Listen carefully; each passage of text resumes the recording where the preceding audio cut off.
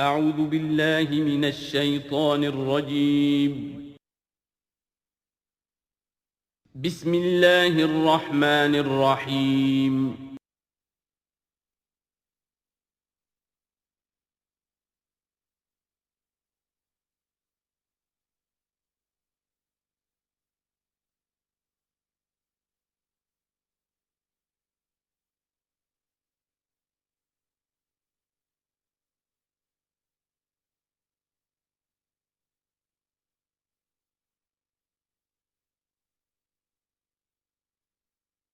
نحمده ونصلي على رسوله الكريم اما بعد فاعوذ بالله من الشيطان الرجيم بسم الله الرحمن الرحيم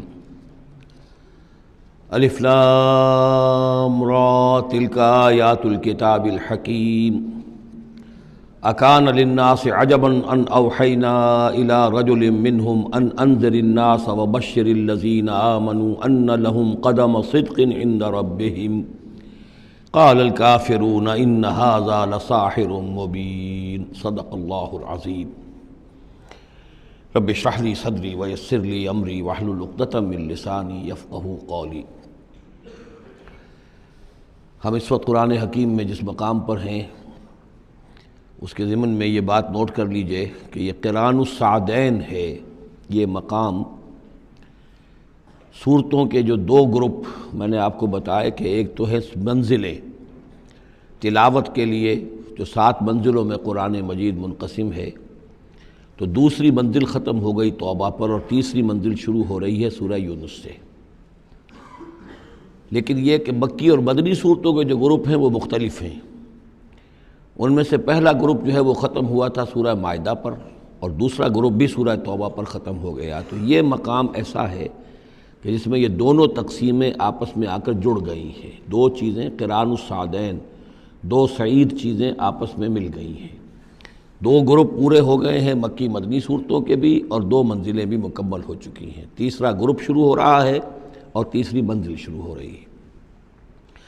اس تیسرے گروپ کے ضمن میں آپ سے عرض کر چکا ہوں کہ اس میں مکیات جو ہیں ان کا بڑا طویل سلسلہ ہے۔ تعداد کے اعتبار سے تو ظاہر بات ہے کہ مکی صورتیں سب سے زیادہ آخری گروپ میں ہیں، چھوٹی چھوٹی صورتیں ہیں اور تعداد ان کی بہت ہے، لیکن حجم کے اعتبار سے مکیات کا سب سے بڑا سلسلہ یہ ہے۔ 14 صورتیں ہیں یہ جو سورہ یونس سے شروع ہو کر اور سورہ مومنون تک چلیں گی، 18ویں پارے تک۔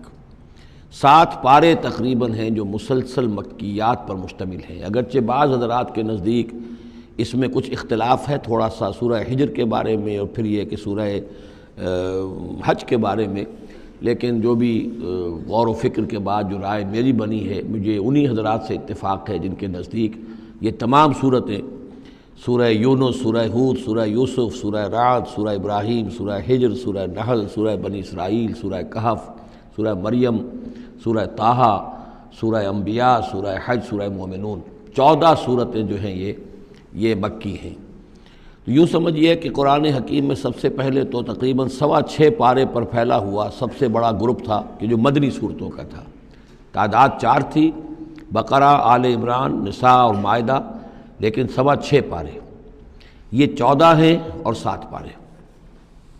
ان میں یہ بات خاص طور پہ نوٹ کیجئے کہ اکثر و بیشتر اس میں 3 صورتوں کے گروپس ہیں۔ پہلے 3 ذرا بڑی صورتیں ہیں، پھر 3 نسبتاً چھوٹی صورتیں ہیں، پھر 3 ذرا بڑی صورتیں ہیں۔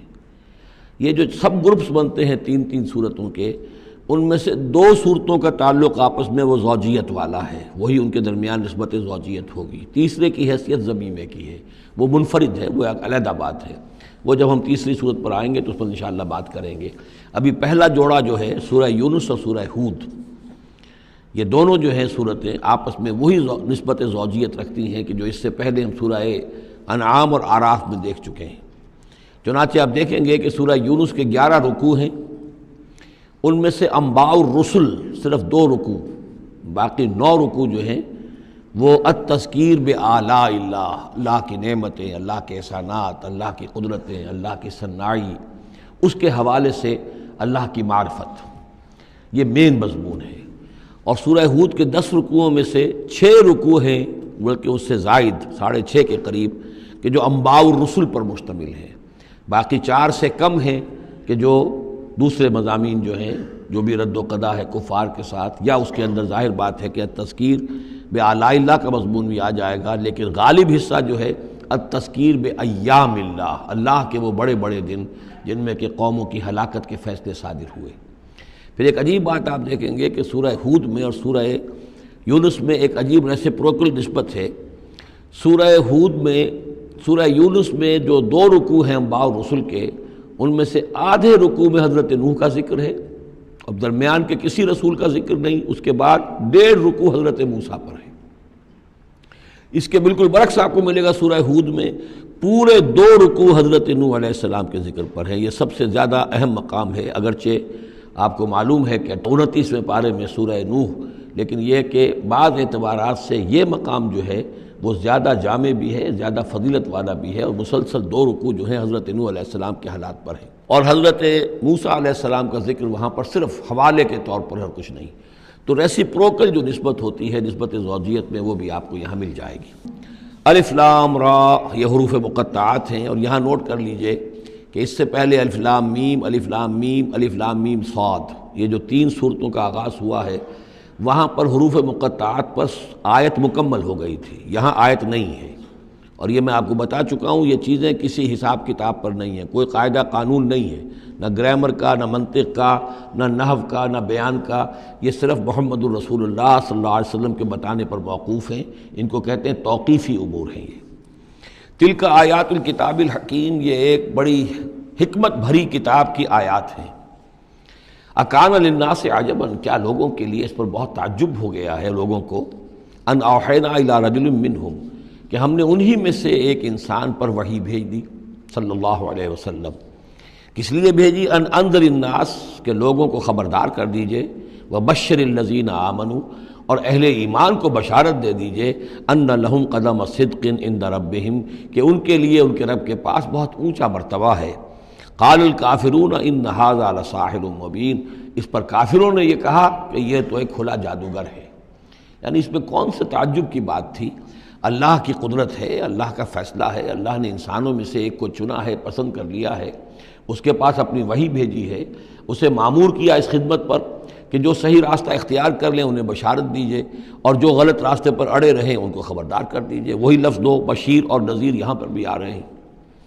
ان ربکم اللہ الذی خلق السماوات والارض فی 6 ایام، یقیناً تمہارا رب وہ اللہ ہے جس نے آسمان بنائے اور زمین بنائی 6 دنوں میں۔ ثم استوى علی العرش، پھر وہ عرش پر متمکن ہو گیا۔ یدبر الامر، اور وہ تدبیر کرتا ہے اپنے معاملے کی۔ یہ میں نے ایک دفعہ آپ کو بتایا تھا، شاہ ولی اللہ دہلوی رحمۃ اللہ علیہ کی شرح آفاق کتاب ہے حجت اللہ البالغہ، اور اس کا جو پہلا باب ہے تو اللہ تعالیٰ کے 3 افعال کا انہوں نے اس پر بحث کی ہے۔ ایک اللہ تعالیٰ کا فعل ہے ابداع، کریشن ایکس نہیلو، عدم محض سے کسی شے کو وجود بخشنا۔ ایک ہے خلق، کسی شے سے دوسری شے بنانا۔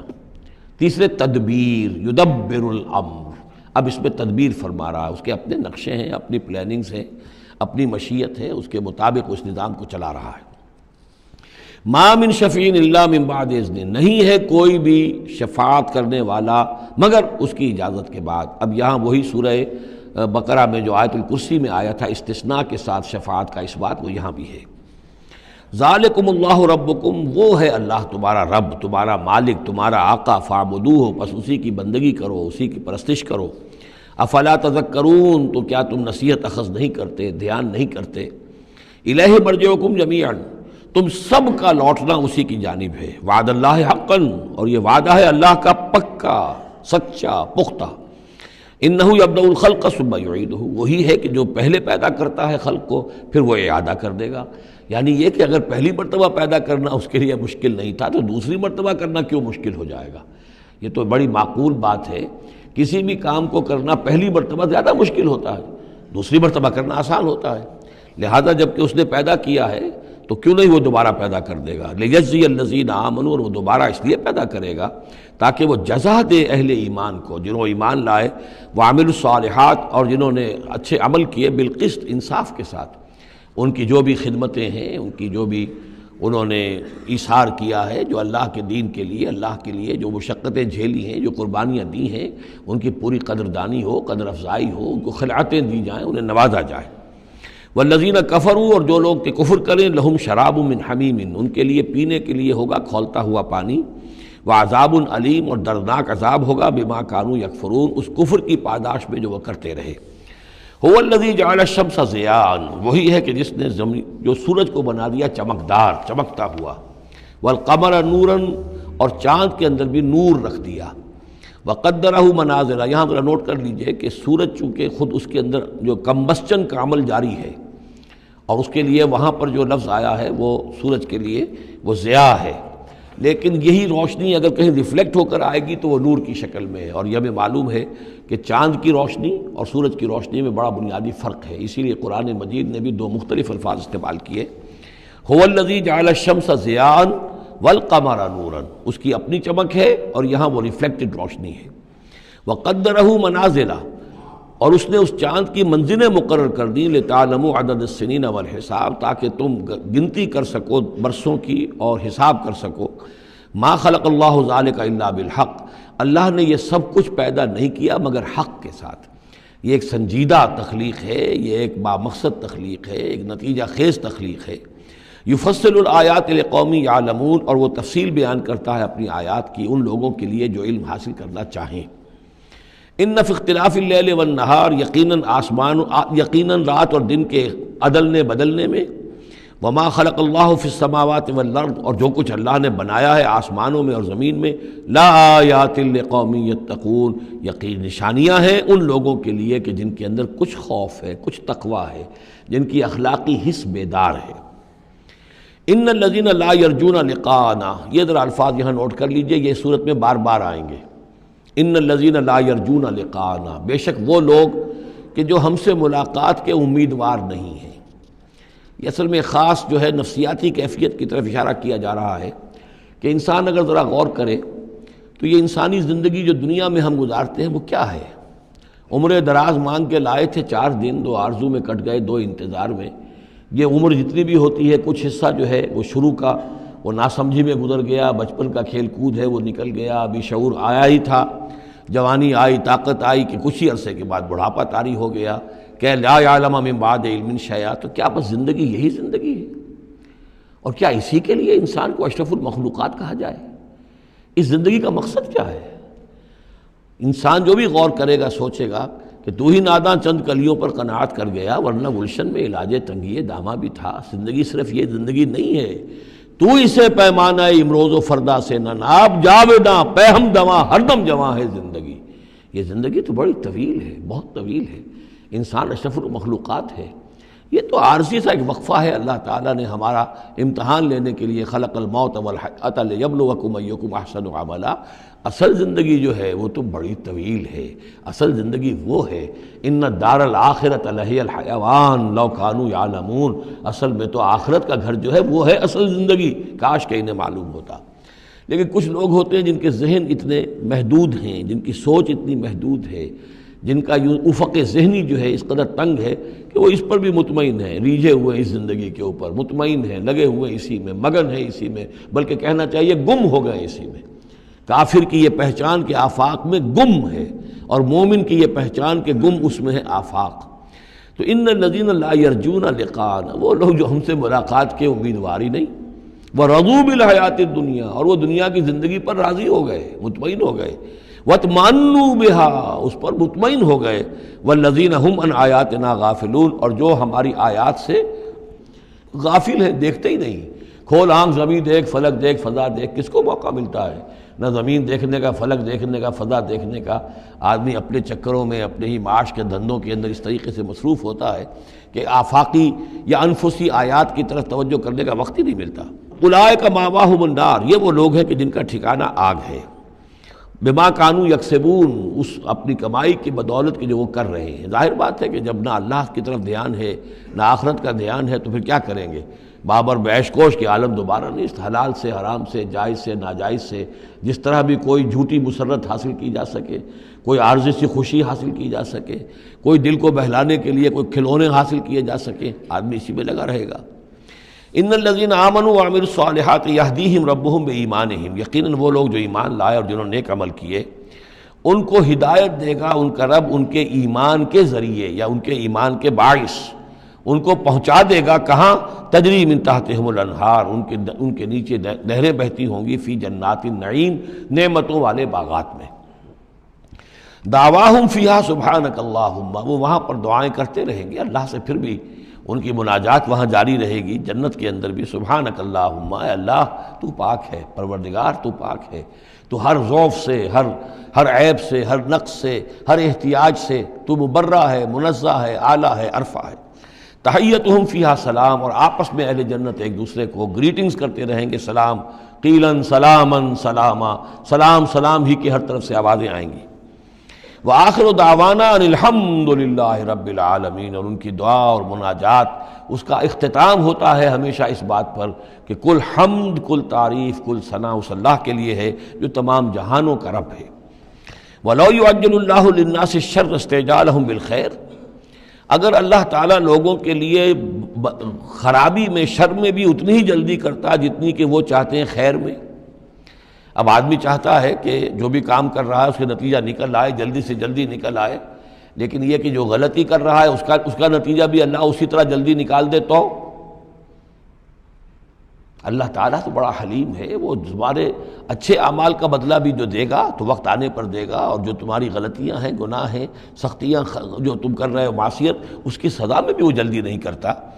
وَلَوْ يُعَجِّلُ اللَّهُ لِلنَّاسِ الشَّرَّ اسْتِعْجَالَهُم بِالْخَيْرِ، اگر اللہ جلدی کر دیتا لوگوں کے لیے برائی جیسے کہ وہ جلدی مانگتے ہیں خیر، لَقُضِيَ إِلَيْهِمْ أَجَلُهُمْ، تو ان کی اجل کبھی کی پوری ہو چکی ہوتی، ان کی مدت عمر ختم ہو چکی ہوتی۔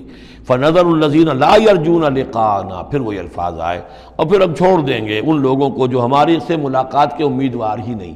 بڑا شان استغنا ہے، وہ ہم سے ملنا نہیں چاہتے تو ہمیں ان سے کیا دلچسپی ہے، وہ ہم سے ملاقات کے خواہاں نہیں تو ہمیں بھی اب ان کی طرف کوئی التفات نہیں۔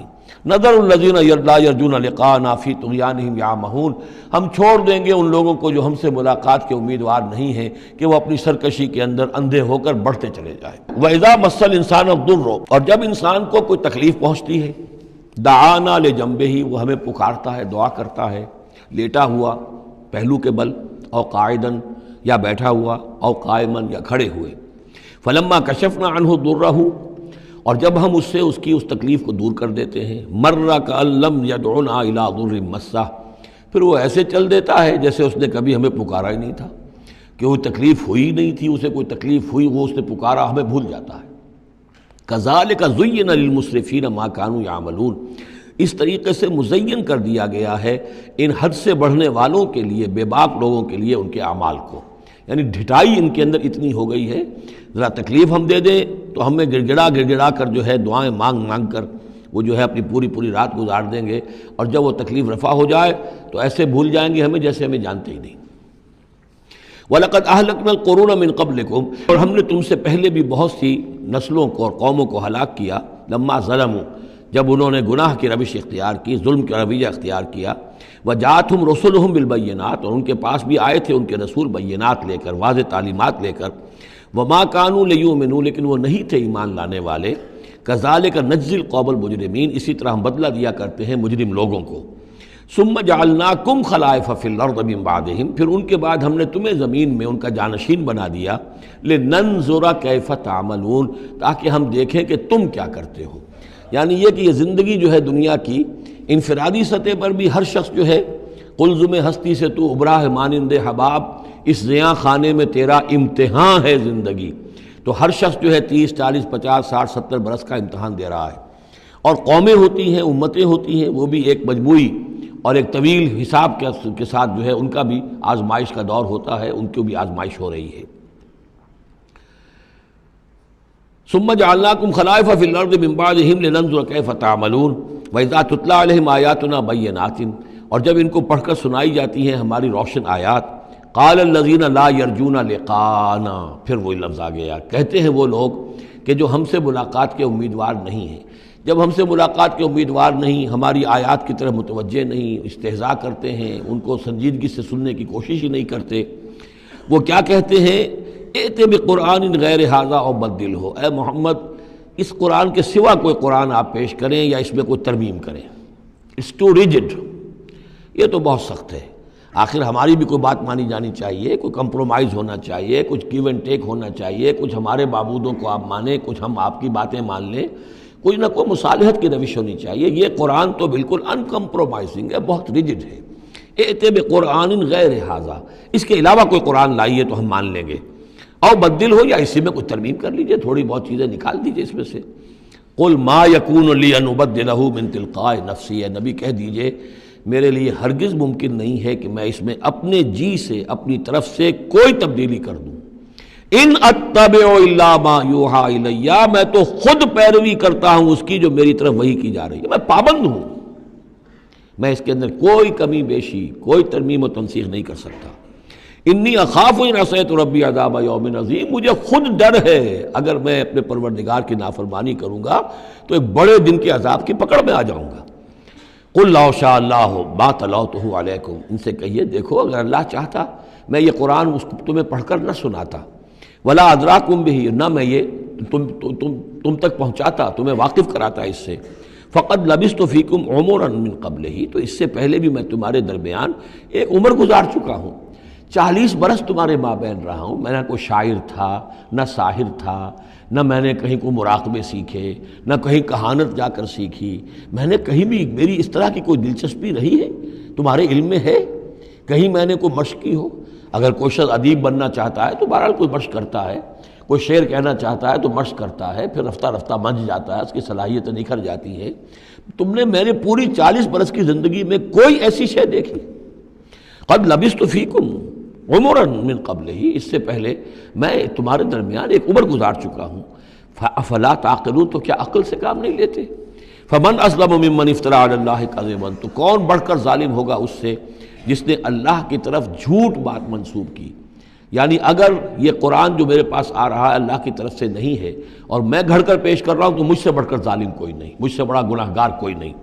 لیکن دوسری طرف اوکذب بآیاتہ، اور اگر یہ واقعتاً اس کی آیات ہے تو جو ان کو جھٹلا دے گا اس سے بڑا ظالم کوئی نہیں. تو یہ دونوں چیزیں جو ہیں برابر کی چوٹ اب آ گئی ہیں. اب ہر شخص کو دیکھنا ہے کہ وہ کیا روش اختیار کر رہا ہے. انہ لا یفلح المجرمون، یقیناً مجرم لوگ جو ہیں وہ فلاح نہیں پایا کرتے. وَيَعْبُدُونَ مِن دُونِ اللَّهِ مَا لَا يَضُرُّهُمْ وَلَا يَنفَعُهُمْ، اور یہ لوگ پوجتے ہیں، پرستش کرتے ہیں اللہ کے سوا ایسی چیزوں کی کہ جو نہ انہیں کوئی نقصان پہنچا سکتی ہیں نہ نفع پہنچا سکتی ہیں. وَيَقُولُونَ هَؤُلَاءِ شُفَعَاؤُنَا عِندَ اللَّهِ، اب یہ آ گیا ان کا عقیدہ کہ وہ جو اہل مکہ تھے، اہل عرب تھے، وہ یہ نہیں کہتے تھے کہ یہ ہمارے بت جو ہیں یہ کریٹرز آف دی یونیورس ہیں، کائنات کے پیدا کرنے والے. نہیں، کائنات اللہ نے بنائی ہے، مدبر بھی وہی ہے.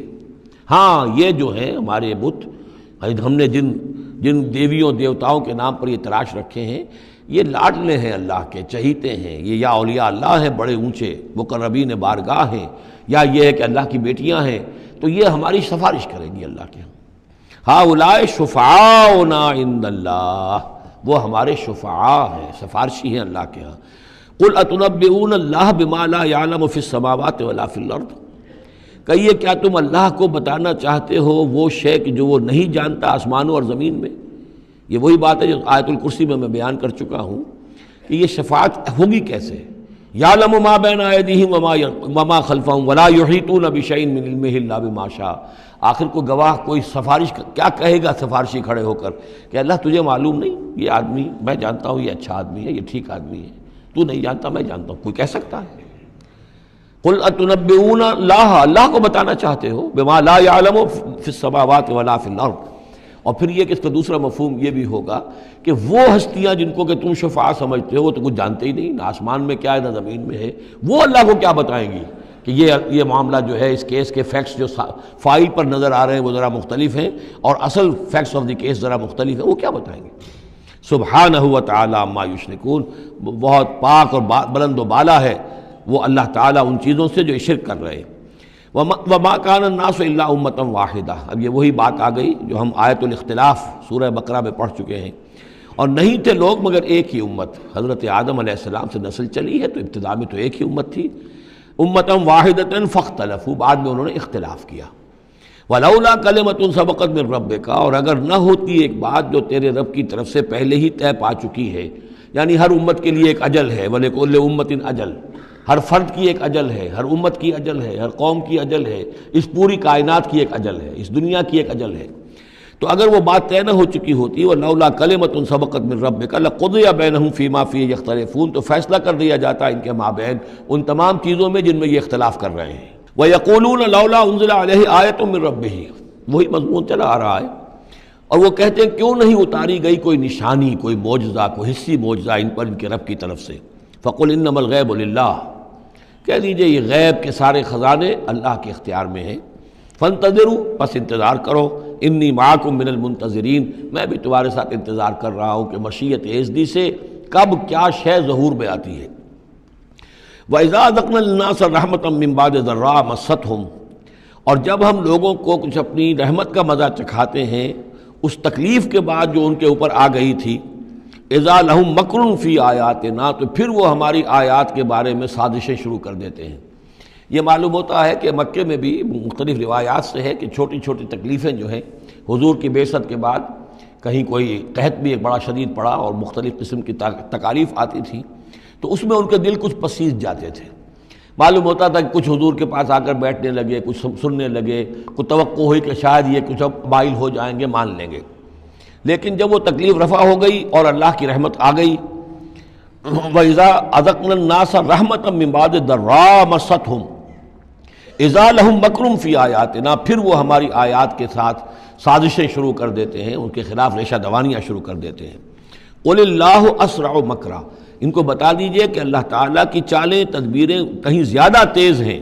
تم بھی کر رہے ہو، چالیں چل رہے ہو، تدبیریں کر رہے ہو، لیکن اللہ کی جو تدبیریں ہیں ان کی رفتار جو ہے اس کا مقابلہ تم نہیں کر سکو گے۔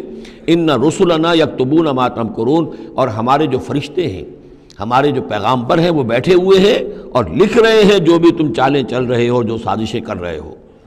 هو الذی یسیرکم فی البر والبحر، وہی ہے جو تمہیں سیر کراتا ہے بر میں بھی اور بحر میں بھی، خشکی میں بھی اور دریا میں بھی، یعنی لیے پھر رہا ہے۔ جیسے کہ اللہ تعالیٰ جو ہے وہ خود انسانوں کے لیے سارا اس کا جو نظام طبعی ہے، یہ قانون قدرت ہے، گویا کہ یہ ایک اللہ تعالیٰ نے سواری بنایا ہوا ہے کہ وہ لوگوں کو لے کر چل رہی ہے۔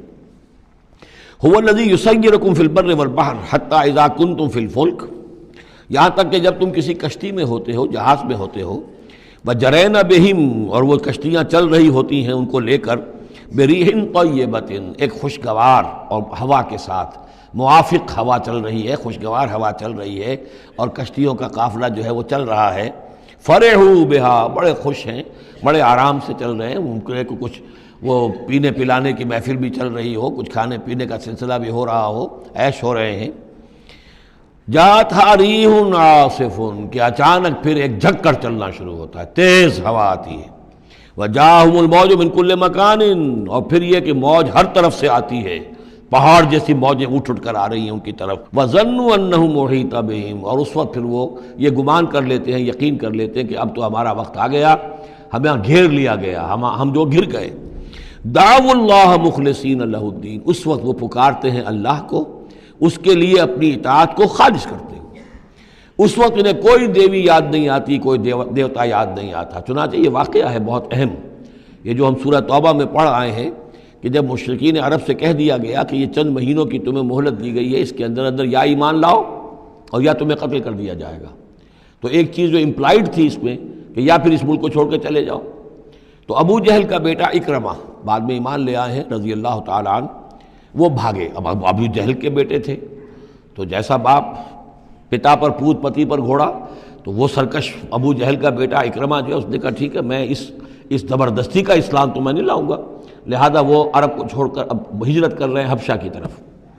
وہ سمندر میں تھے کہ وہاں پر جو ہے بہت زبردست ہوا چلی اور طوفان آ گیا۔ اب وہاں جتنے لوگ تھے سب کے سب مشرک تھے، لیکن پکارا انہوں نے اللہ کو، صرف اللہ کو، کسی کو نہیں، نہ لات کو، نہ عزا کو، نہ حبل کو، نہ منات کو، کسی کو نہیں۔ اس پر یہ چونکے کہ یہ بات جس کو اب ہم پکار رہے ہیں تکلیف میں، اسی کو پکارنے کی دعوت تو محمد دے رہے ہیں صلی اللہ علیہ وسلم۔ تو ان کی طبیعت جو ہے مائل ہوئی، واپس آئے، ایمان لے آئے، اور پھر وہ بڑے ہی یوں سمجھیے کہ بہت زبردست مجاہد ثابت ہوئے، اور یہ جو منکرین زکوٰۃ تھے ان کے خلاف اور مرتدین کے خلاف انہوں نے جہاد میں بڑے کارہائے نمایاں سر انجام دی، حضرت اکرمہ ابن ابی جہل۔ تو یہ جو ایک ہے کہ فطرت انسانی کے اندر تو صرف ایک ہی اللہ کے لیے ہے بات، باقی یہ سب تم نے کچھ گھڑ لیے ہیں، لیکن یہ ملمہ اتر جاتا ہے، ذرا رگڑا لگے تو اوپر کے ملمے اتر جائیں گے، جو اصل فطرت کے اندر اللہ کی جو معرفت ہے اور اللہ کا جو علم اور ایمان ہے وہ ابھر کر آ جائے گا۔ دعوا اللہ مخلصین لہ الدین، تو وہ پکارتے ہیں اللہ کو اس کے لیے اپنی اطاعت کو خالص کرتے ہوئے، لئن انجیتنا من ہذہ، کہ اللہ تو نے اگر ہمیں اس مصیبت سے نجات دے دی، لنکونن من الشاکرین، تو ہم ہو جائیں گے یقیناً بہت شکر کرنے والوں میں شکر گزار۔ فلما انجاہم اذا ہم یبغون فی الارض بغیر الحق، اور جب اللہ انہیں نجات دے دیتا ہے تو پھر وہ بغاوت کرتے ہیں زمین میں ناحق، پھر سرکشی ہے، پھر اللہ کے سوا اوروں کو پکارا جا رہا ہے۔ یا ایھا الناس انما بغیکم علی انفسکم، اے لوگو، اے انسانوں، تمہاری یہ ساری بغاوت اور ساری شرارت، اس کا وبال تمہاری اپنی جانوں پر آئے گا۔ متاع الحیات الدنیا، اور یہ دنیا کی زندگی کا تھوڑا سا ساز و سامان ہے، برتنے کی چیزیں جو تم برت رہے ہو۔ ثم الینا مرجعکم، پھر ہماری ہی طرف تم سب کو لوٹنا ہے۔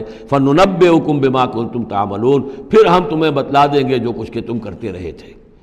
انما مثل الحیات الدنیا کماء انزلناہ من السماء، اس دنیا کی زندگی کی مثال تو ایسے ہے جیسے کہ پانی جو ہم برساتے ہیں بلندی سے آسمان سے، فاختلط بہ نبات الارض، تو اس کے ساتھ نکل آتا ہے زمین سے سبزہ۔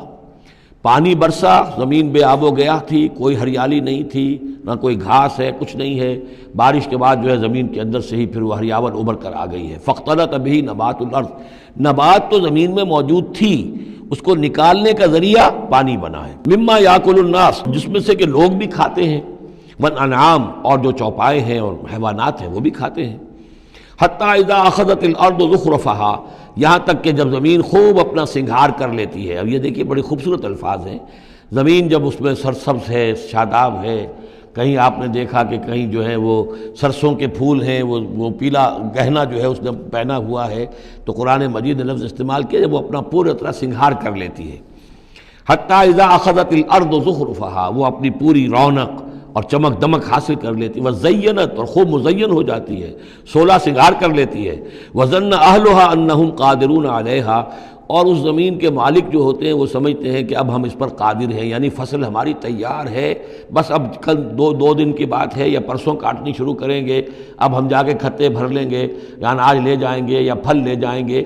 لیکن کیا ہوتا ہے، اتاہا امرنا لیلا و نہارا، کہ اچانک ہمارا ایک حکم آتا ہے اس کھیتی پر یا اس باغ پر، رات کے وقت یا دن کے وقت، فجعلناها حصیدا کأن لم تغن بالامس، اور ہم اس کھیتی کو یا اس باغ کو ایسا کر دیتے ہیں کہ جیسے وہ کھیت کٹ چکا یا باغ اجڑ چکا، جیسے کہ وہ تھا ہی نہیں، ساری ان کی محنت اکارت گئی، ساری ان کی امیدیں جو ہے پانی پھر گیا۔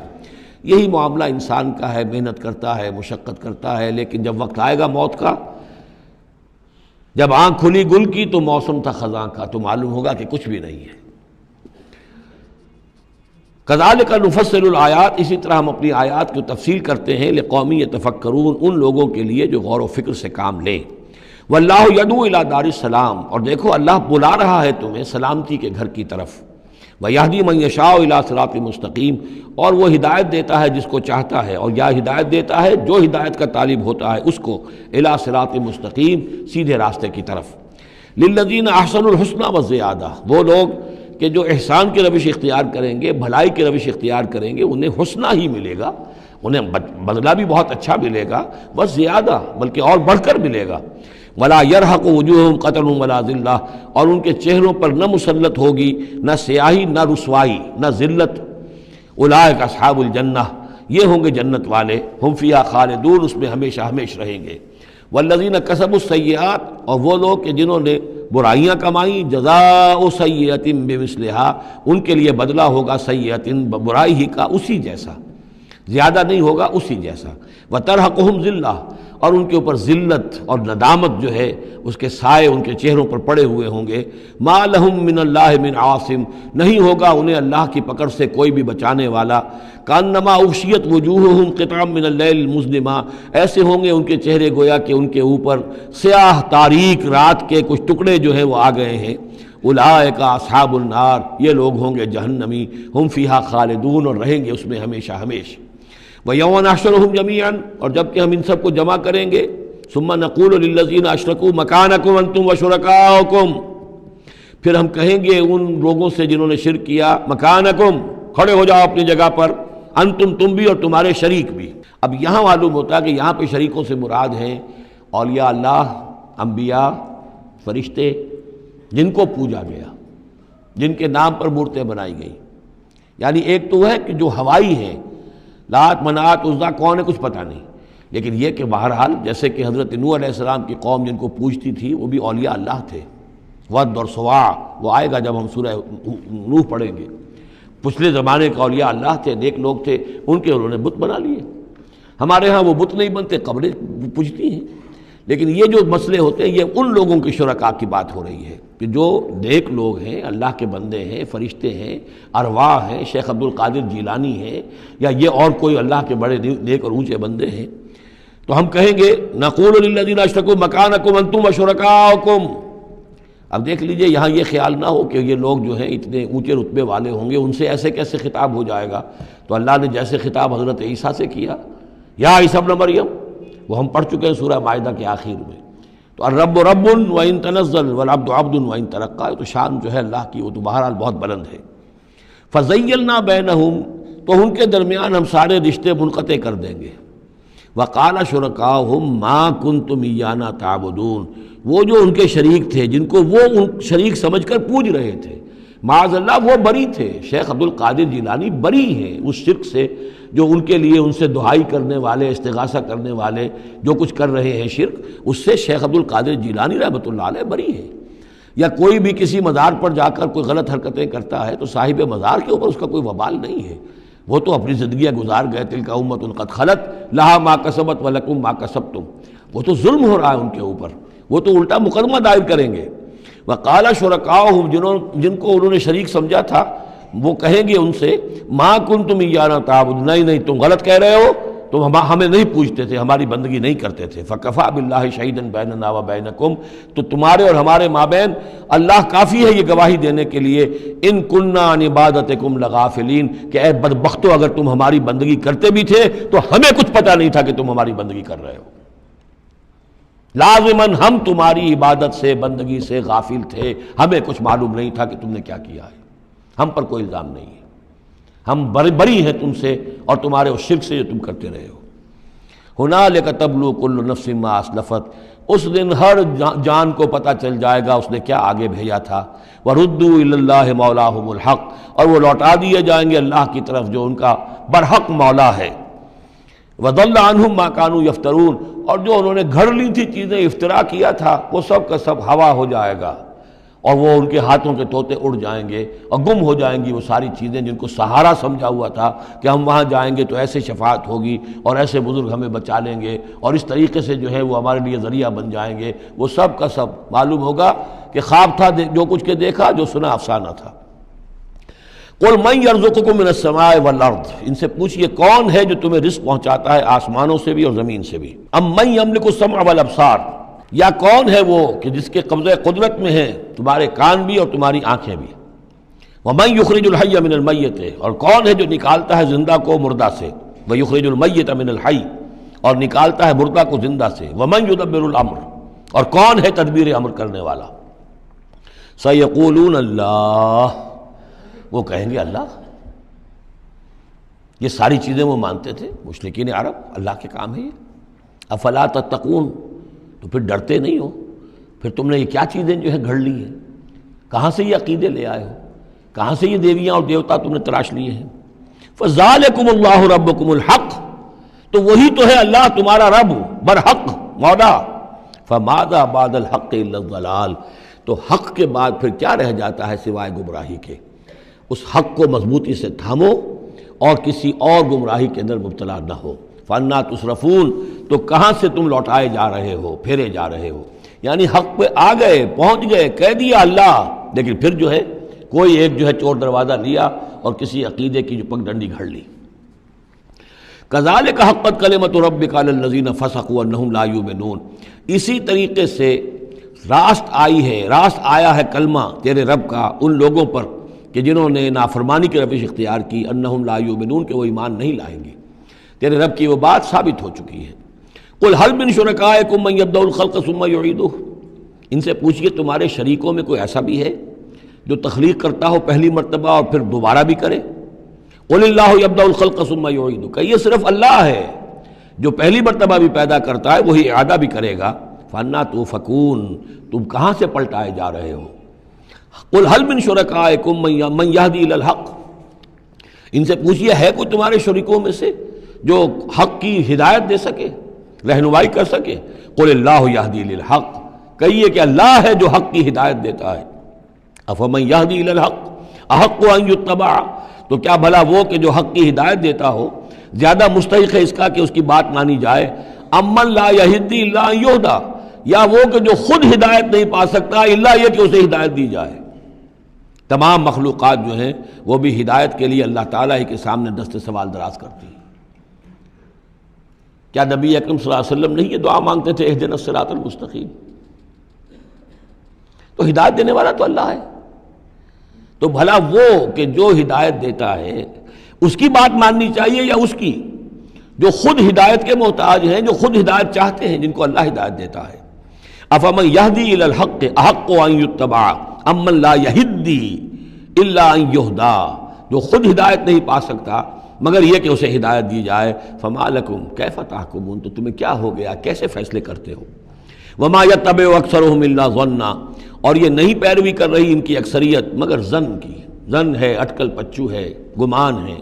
ان الظن لا یغنی من الحق شیئا، اور یہ گمان اور اٹکل پچو جو ہے وہ انسان کو حق سے کسی بھی درجے میں مستغنی نہیں کر سکتا۔ ان اللہ علیم بما یفعلون، جو کچھ یہ کر رہے ہیں اللہ اس کو جانتا ہے۔ وما کان ھذا القرآن ان یفتری من دون اللہ، یہ قرآن ایسی شے نہیں ہے کہ جسے اللہ کے سوا کہیں اور گھڑ لیا گیا ہو، یہ گھڑی جانے والی، تصنیف کی جانے والی کتاب نہیں ہے۔ ولیکن تصدیق الذی بین یدیہ، بلکہ یہ تو تصدیق کرتے ہوئے آیا ہے اس کی جو اس کے سامنے ہے، وہ تفصیل الکتاب، اور اس میں تمام شریعت کی جو ہے تفصیل ہے۔ لا ریب فیہ من رب العالمین، اور اس میں کوئی شبہ نہیں ہے کہ یہ اللہ تعالیٰ کی طرف سے ہے جو تمام جہانوں کا رب ہے۔ ام یقولون افترا، کیا ان کا کہنا یہ ہے کہ حضور نے یہ خود گھڑ لیا ہے، محمد نے یہ خود جو ہے موضوع کر لیا ہے کلام، یہ قرآن ان کی تصنیف ہے؟ قل فاتوا بسورۃ مثلہ، تو کہیے ان سے کہ لے آؤ تم بھی ایک صورت اس جیسی، وادعوا من استطعتم من دون اللہ، اور اللہ کے سوا جس کو چاہو پکار لو، ان کنتم صادقین، اگر تم سچے ہو۔ یہ چیلنج سورہ بقرہ میں بھی آیا تھا اور یہاں بھی آیا ہے، بلکہ کہنا یہ چاہیے یہاں بھی آیا ہے اور پھر سورہ بقرہ میں بھی آئے گا۔ یہ تو یوں سمجھیے کہ مکی صورتوں میں آخری مرتبہ یہ چیلنج سورہ یونس میں ہے، اس سے ذرا اور جو ہے ہلکا چیلنج وہ اس سے آگے سورہ ہود میں آ جائے گا کہ 10 صورتیں بنا کے لے آؤ۔ یہ گویا کہ برسبیل تنزل آخری درجے میں ایک صورت ہی بنا کر لے آؤ۔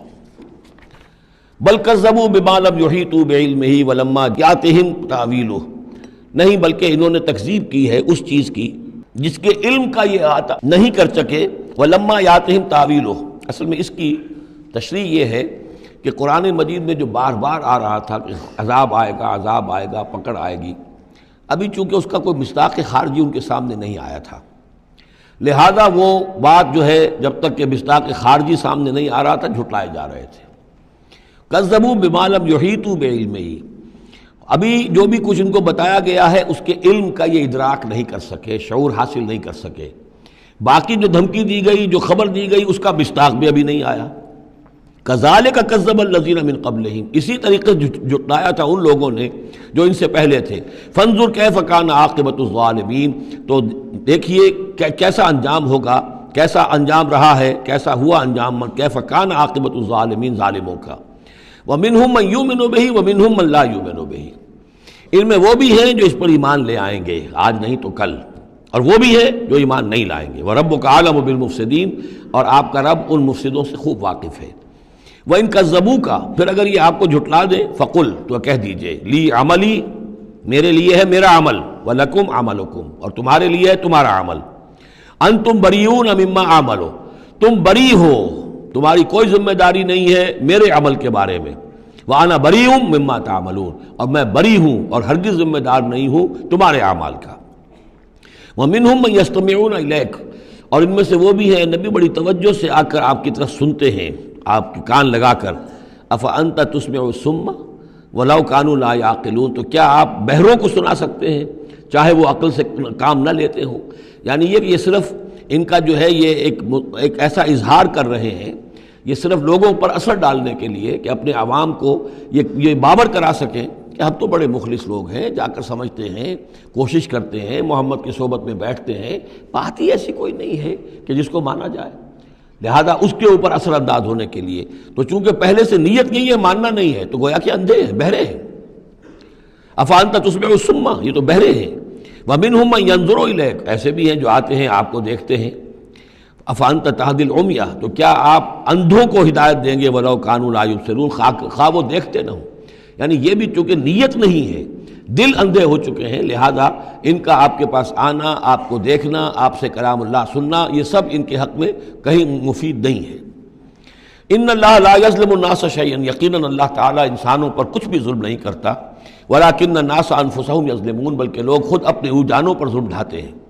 ویوم یحشرهم کأن لم یلبثوا الا ساعة من النہار، اور جس دن اللہ انہیں جمع کرے گا، قیامت کے دن جب وہ حاضر ہوں گے، جمع ہوں گے حشر کے میدان میں، کأن لم یلبثوا، انہیں ایسے محسوس ہوگا کہ نہیں رہے تھے وہ الا ساعة من النہار، مگر دن کی ایک گھڑی. دنیا میں اور عالم برزخ میں جو کل وقت گزرا ہے وہ شاید بس ایک دن یا ایک دن کا کچھ حصہ. یتعارفون بینہم، ایک دوسرے کو پہچان رہے ہوں گے.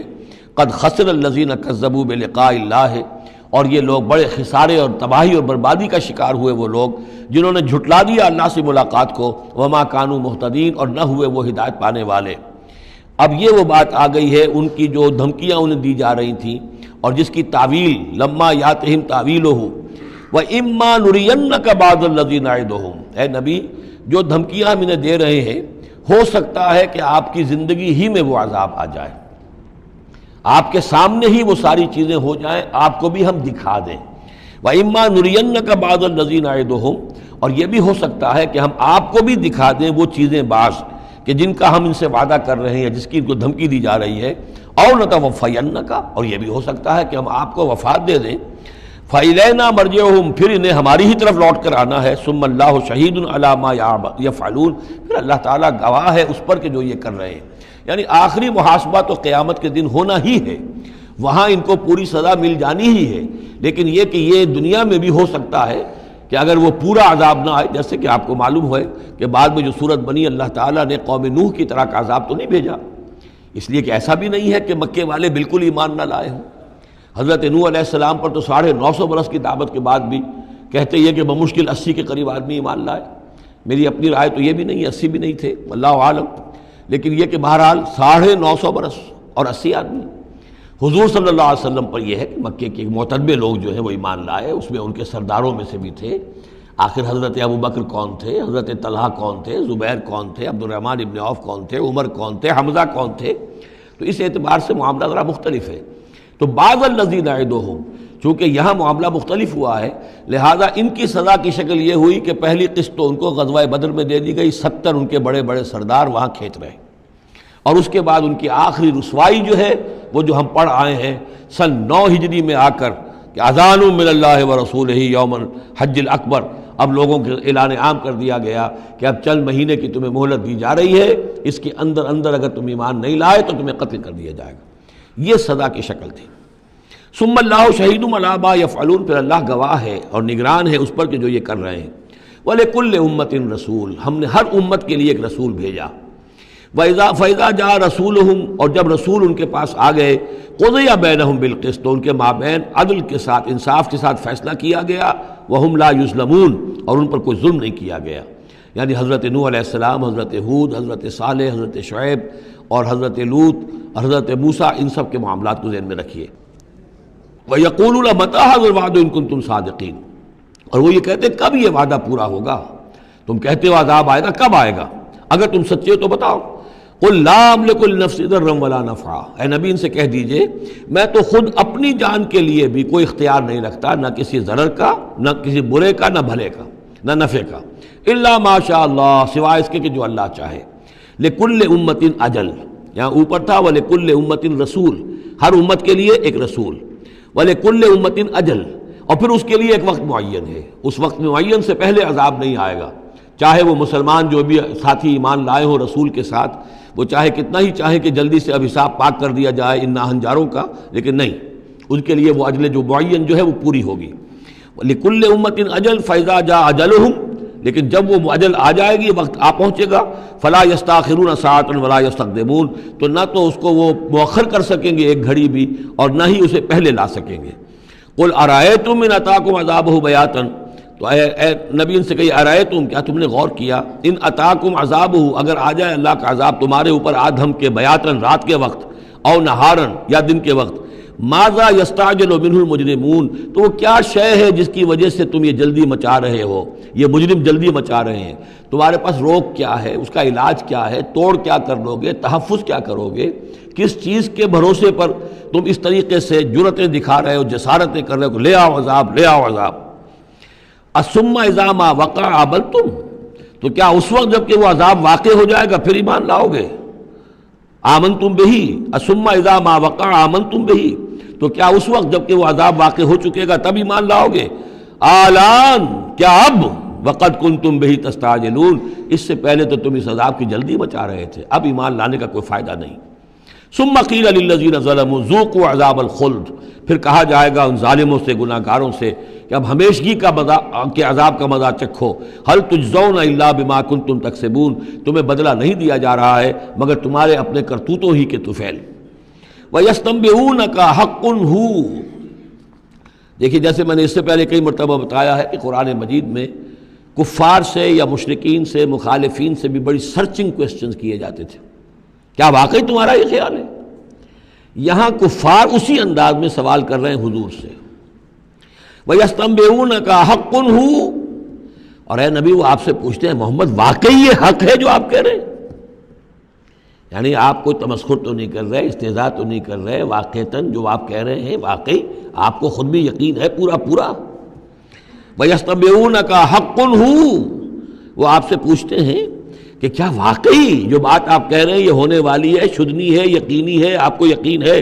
قُلْ ای وَرَبِّی إِنَّهُ لَحَقٌّ، بہت زور ہے اس کلام میں، کہہ دیجئے ہاں اور مجھے میرے رب کی قسم ہے کہ وہ حق ہے، شدنی ہے، اٹل ہے، ہو کر رہے گی۔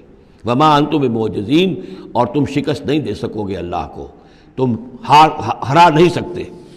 وَلَوْ أَنَّ لِكُلِّ نَفْسٍ ظَلَمَتْ مَا فِي الْأَرْضِ لَافْتَدَتْ بِهِ، اور اگر کسی جان کے پاس، ایک جان کے پاس اگر زمین کی ساری دولت بھی ہوگی تو وہ اسے فدیے میں دینا چاہے گی۔ وَأَسَرُّوا النَّدَامَةَ، اور وہ اپنی ندامت کو چھپائیں گے، اندر ہی اندر جو ندامت ہوگی، لما رأوا العذاب، جب وہ دیکھیں گے عذاب کو، وقضی بینہم بالقسط، اور ان کے مابین عدل و انصاف کے ساتھ فیصلہ کر دیا جائے گا، وہم لا یظلمون، اور ان پر کوئی ظلم نہیں ہوگا۔ الا ان للہ ما فی السماوات والارض، آگاہ ہو جاؤ جو کچھ بھی ہے آسمانوں اور زمین میں وہ اللہ ہی کا ہے، اسی کی ملکیت ہے۔ الا ان وعد اللہ حق، آگاہ ہو جاؤ اللہ کا وعدہ حق ہے، ولکن اکثرهم لا يعلمون، لیکن ان کی اکثریت علم نہیں رکھتی۔ هو یحیی و یمیت، وہی ہے جو جلاتا ہے اور مارتا ہے، وإلیہ ترجعون، اور اسی کی طرف تمہیں لوٹ جانا ہے۔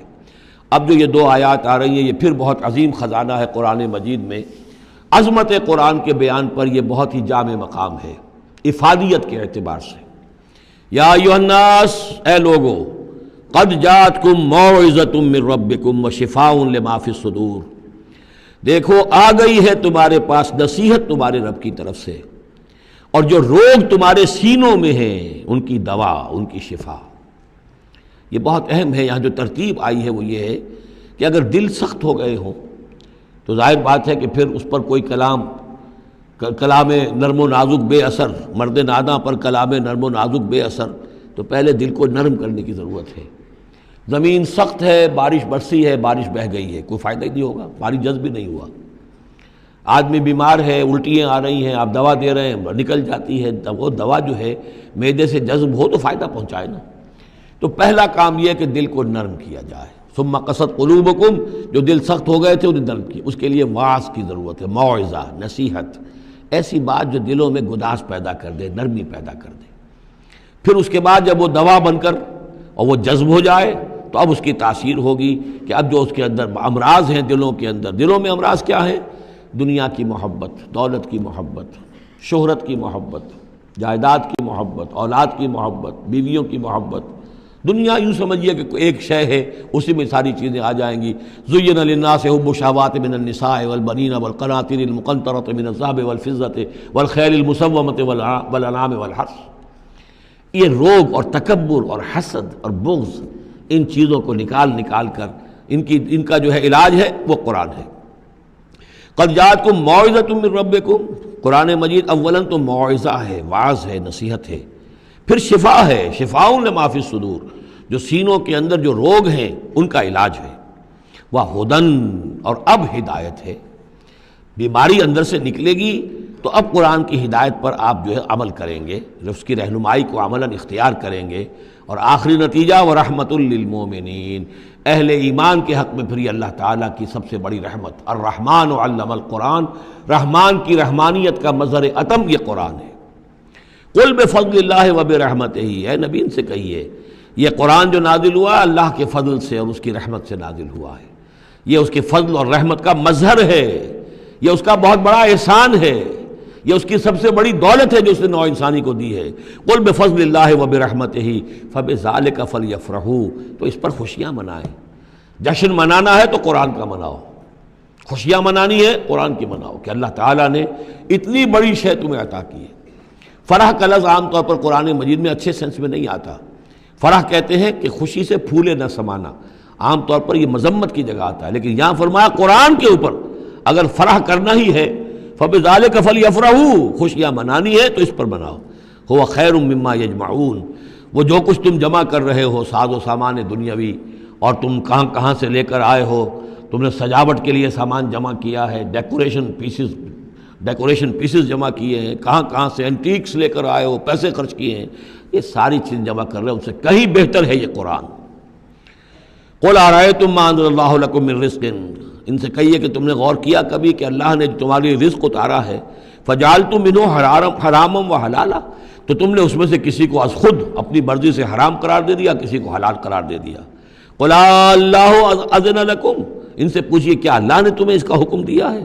ام علی اللہ تفترون، یا تم یہ اللہ کے اوپر افترا بازی کر رہے ہو؟ یہ ساری باتیں جو ہم پڑھ چکے ہیں سورہ نام میں آ چکی ہیں، پھر سورہ مائدہ میں آخری بات آئی تھی کہ یہ جو ان کے ہاں من گھڑت شریعت بنی ہوئی تھی۔ وما ظن الذین یفترون علی اللہ الکذب یوم القیامہ، اور کیا گمان ہے ان لوگوں کا کہ جو اللہ کی طرف غلط باتیں منسوب کر رہے ہیں کہ قیامت کے دن کیا حشر ہوگا ان کا۔